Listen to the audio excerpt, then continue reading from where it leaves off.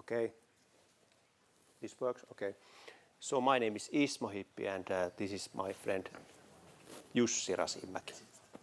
And we have actually one presentation which is now split into two presentations. But the title is How Drones Change Forest Planning. So we have forestry background, very strong forestry background, so we are looking drones from that point of view.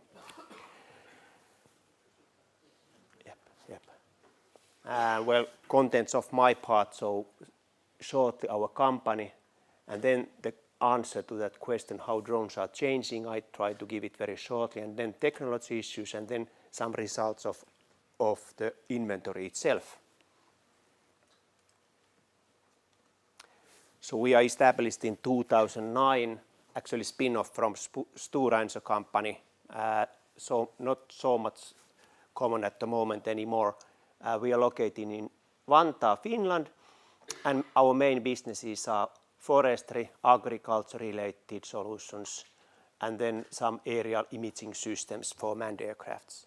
So this forestry at the moment means in Finland we have turnkey service for operational forest inventories for private forest owners. Actually, we are selling it through Metsä Group company.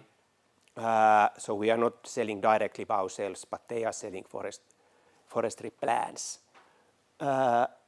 Globally, this forestry means cloud service for calculating drone inventories. So people are collecting drone data from the forest resource, and we are then calculating the results according to the demand. Typically, it's plantation forest.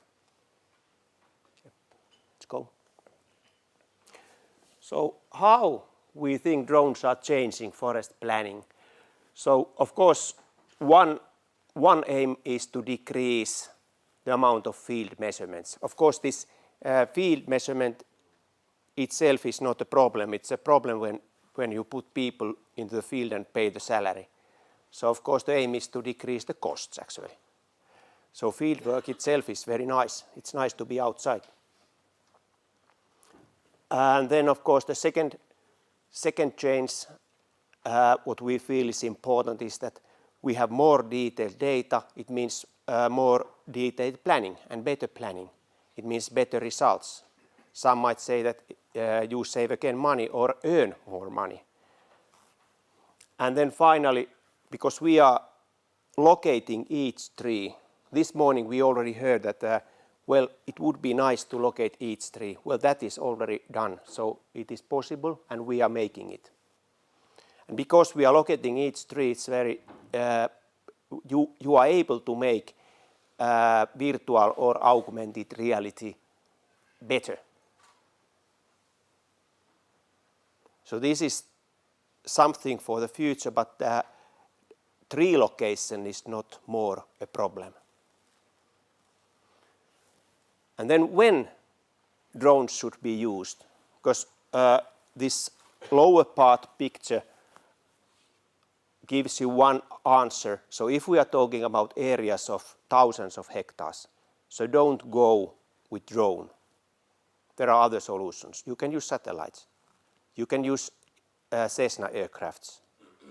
But when we are talking about smaller areas, let's say less than 1,000 or so, depends on the condition, you can think about drones. But then there are two cases when we feel that then drones are especially useful. Of course, when we are measuring any kind of sample plots for inventories, then you can go and make it with drone. You can combine it with field measurements and fly with drone, so you can get very detailed information, as we saw from the previous presentation. Then when we are talking about tree inventory, then we are measuring each tree. So of course, when we are measuring each tree, the areas must be more limited. So one fact of limiting the area is that somebody has to go to the field and carry out the flight. And one typical flight is 70 hectares. So in one day, you can fly maybe 300 hectares, 400 hectares, but not more. That's it in Finland with the current legislation. You can fly in 120 meters or 150 meters. I think it's 120 in the future. Minimum area. There is also a minimum area because when you are putting the drone in the air, it takes as much efforts from the operator if you are flying 20 hectares off or if you are flying 70 hectares. So I wouldn't go really and fly let's say less than 20 hectares. It's not really economical then. Okay. Then roughly what are the alternatives for the drone type? So this Avartek, that is from Kirkkonummi, companies operating over there. Then we have Geodrone, that is from Jyväskylä region. They are both Finnish drones.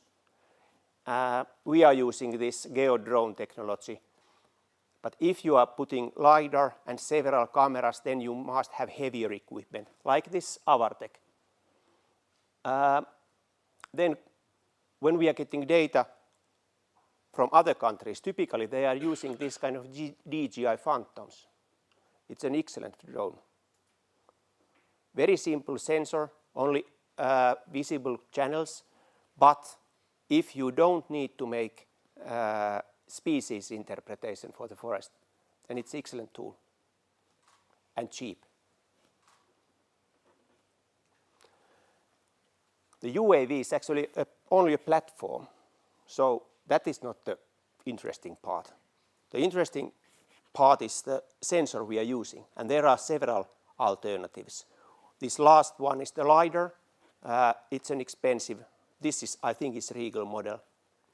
We are easily talking about 200,000 euros combination of UAV and LiDAR. And with one drone you can carry maybe 20,000 hectares a year or so. So it's getting expensive. So if you need 10 drones, it's 2 million. For that reason, we are still using cameras or optical sensors. But there are also many alternatives for those. So, of course, the simplest solution is this standard RGB camera. We can have up to 50 million pixels. That's good for calculating point clouds. We can have a multispectral camera. There are many models like Mikasense, etc.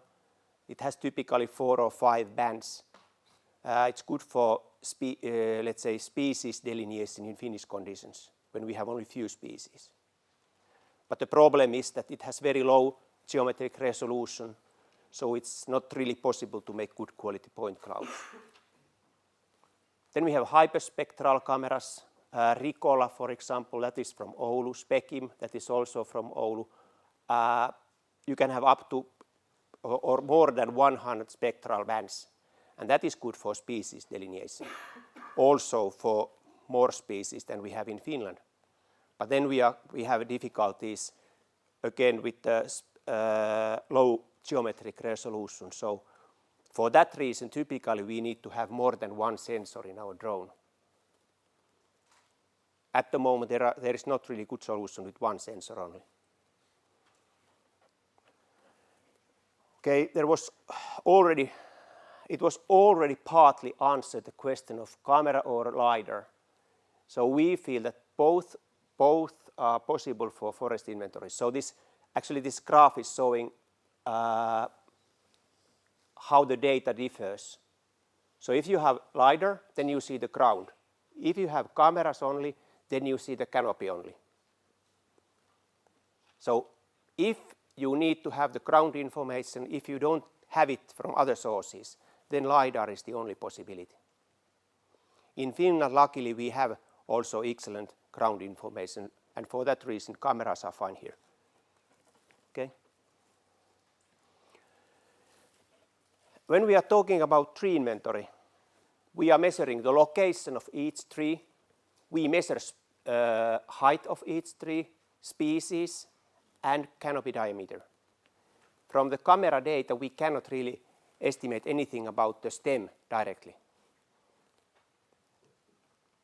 That is done through the modeling. And the accuracy is such that we are able to catch let's say, all the dominant trees. Practically, we can see everything. But then about the co-dominant trees, we can see maybe 80 to 90%. And then, of course, the trees which are below the canopy, then it's more difficult. Then we don't see those.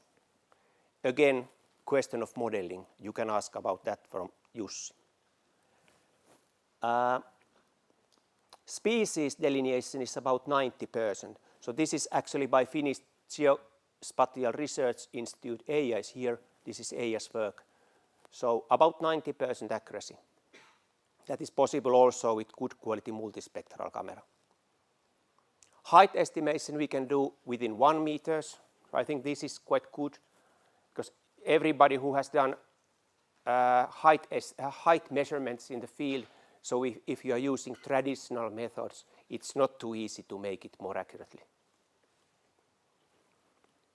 Canopy diameter, well, I have to say I don't know exactly how well we are doing it. We are estimating it at the moment, or evaluating it. And as I said, we have models for estimating the stem volume and breast height diameter. This is done by modeling. And then a couple examples. So I mentioned that you can fly 70 hectares in one flight, but these are just randomly taken couple forest farms in Finland. So this first one, it was only 75 hectares, but you needed to have 5 flights to cover it because it's so not optimum. And the second one, that is more, let's say easier shape, but still you needed to have 3 flights. But quite many trees, so close to 100,000 trees located. So it's a lot of data. And when we go closer, so this is a typical example. We have now here 3 bands, so near infra, red and blue. So we are using actually two sensors, so we are getting those bands from 2 different sensors.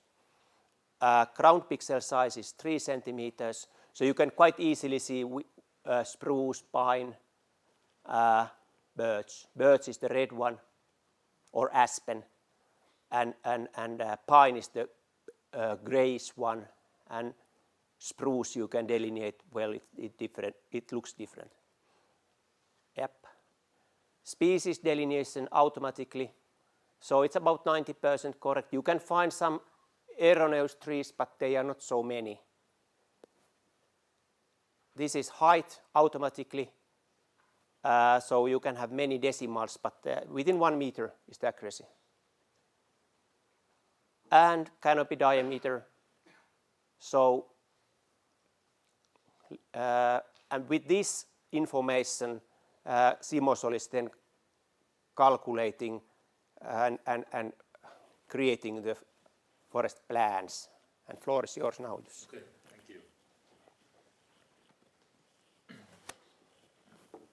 So let's move over to the part 2 of the presentation.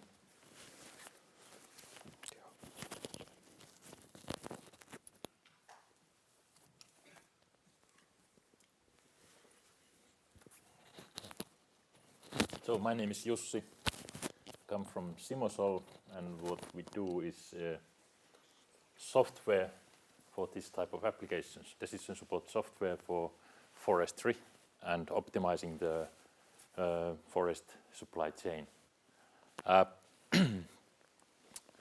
And so, from Ismo's presentations, we have the individual trees measured. What then? Here is just a short animation showing the same thing as Ismo showed, a forest estate, then zooming into the forest, finding the individual trees, and soon appearing a background, the mosaic from the drone image that was taken. So you see that it is mapping individual trees, but what then? What practical purpose does this mapping have?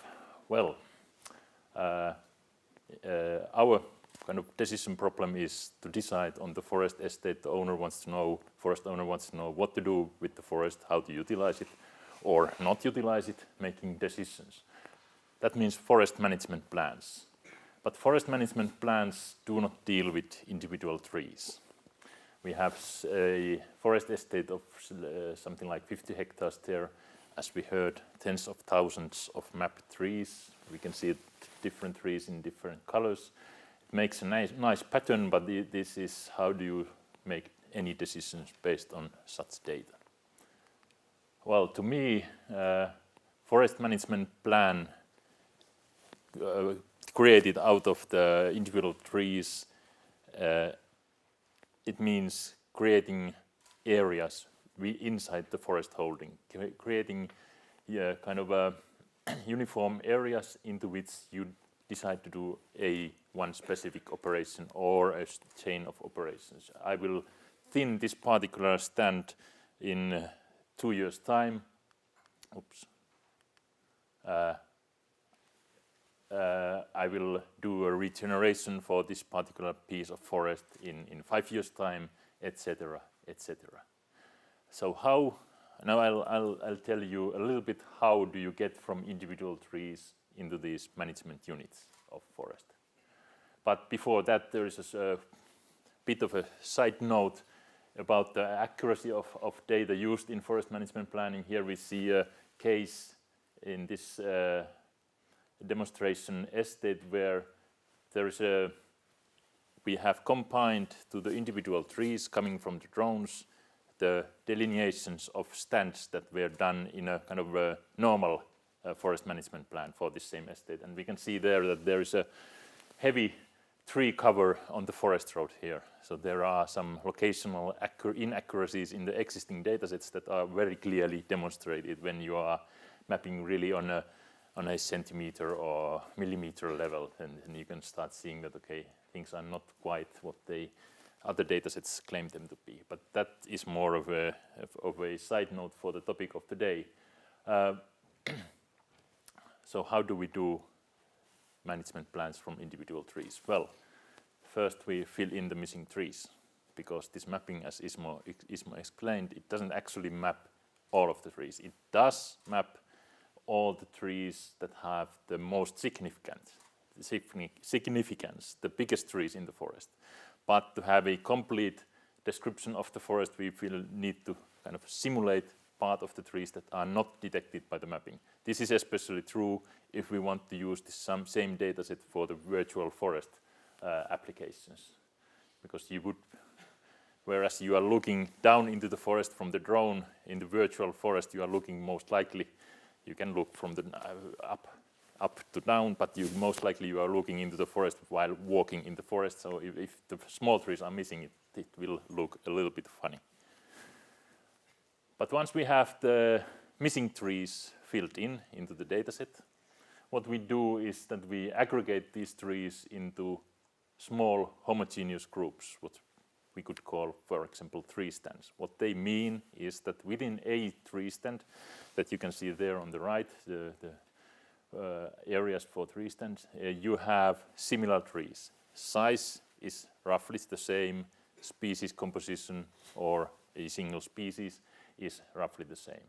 The way we do this is we utilize the individual trees, we generate the continuous canopy height model for the estate, which is there on the left, and then we create a kind of continuous tree species surface, which is shown in the middle. We put those together, we segment the area into these homogeneous small areas. That would be step 2. Then the final step is to, again, aggregate. First, aggregate individual trees into homogeneous areas, and then aggregate these homogeneous areas into management units. An area in the forest where you do a harvest, your seedling stand tending operation, or some management operation. This is done by using spatial optimization. So we can have any number of objectives. In this demonstration case, we had 2 objectives. One traditional objective for forest management, if you are practicing forest management for the purpose of economic gain, maximize the long-term bottom line. simulate the development of the forest long into the future, typically in Finland 100 years, create different types of management decisions, harvest now, harvest in 5 years, harvest in 10 years, and then find the combination of decisions for individual stands that maximize your economic yield of the forest estate. But in this case, since our kind of basic decision units are these very small tree stands, they are not actually something that you could put into the timber market. They are not marketable. No one would agree to harvest timbers from such small units. So the other goal for the optimization is to form harvest units that are indeed marketable. We could add more decision attributes to this list. We could try to target, for example, harvest areas of specific timber assortment structure, specific species, anything like this. So this is, in a way, quite dynamic how you formulate your forest management plan. And this is the final step, showing the results. On the left, these tree stands, homogeneous tree groups, if you like, and then on the right, the outcome of one of these spatial optimizations, where you can see that the adjacent tree stands have been aggregated into larger management units. So that's in short how drones will change forest management planning. Thank you. Timo Nevala from European Forest. What you can say about the cost of inventory comparing the traditional way of inventory? I guess that this question will come. So traditional forest inventory is about 15 euros per hectare. That's a very, very hard goal. I think it's doable. We have to promise this 15 in the long run. At the moment, of course, it is slightly more expensive, but in the long run, 15.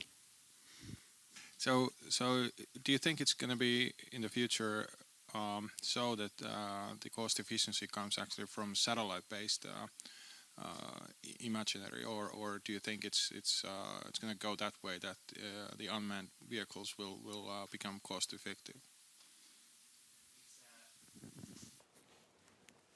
It will be more efficient, of course, because it's computing time. So our algorithms are developing so that we don't need so much manpower after the flight. Of course, satellite image inventory is cheaper, but you cannot really make forest planning with satellite images only. Detailed, let's say, forest ownership level planning, not possible at the moment with satellites.